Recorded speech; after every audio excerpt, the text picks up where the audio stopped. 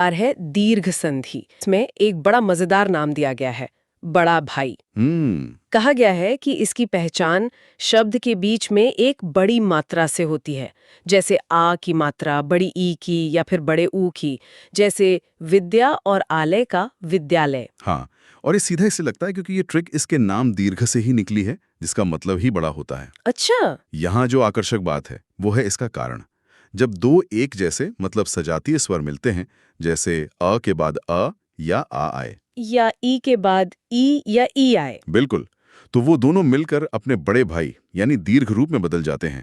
दो सदस्यों के मिलने जैसा है, जो मिलकर और मजबूत हो जाते हैं। अब अगले पर आते हैं, जहां से कंफ्यूजन शुरू होता है, गुण संधि। यहाँ के नोट्स में पहचान बताई गई है, शब्द के ऊपर सिर्फ एक मात्रा, यानी ए या ओ की मात्रा, जैसे नर और इंद्र से बना नरेंद्र। और यहाँ से आप देखिए परिवार बदल जाता है।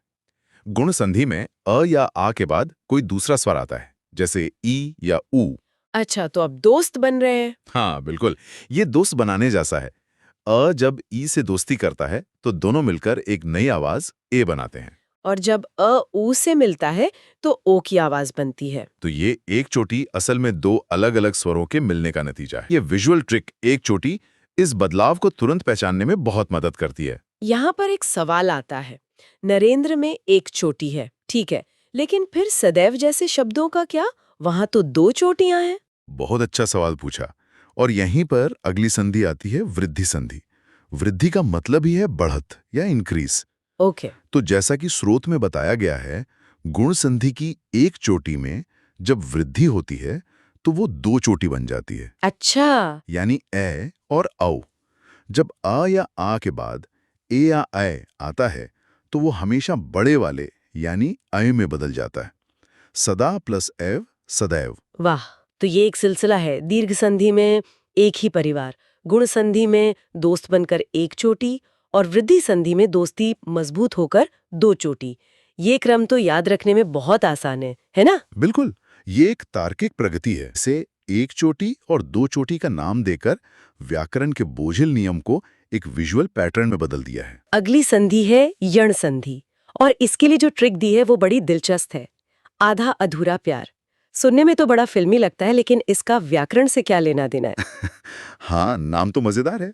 पहचान बताई गई है कि य, व या र से ठीक पहले कोई आधा अक्षर आता है, जैसे इति प्लस आदि इज इक्वल टू इत्यादि। और ये ट्रिक इसलिए काम करती है क्योंकि इसके पीछे एक बहुत ही स्वाभाविक ध्वन्यात्मक कारण है।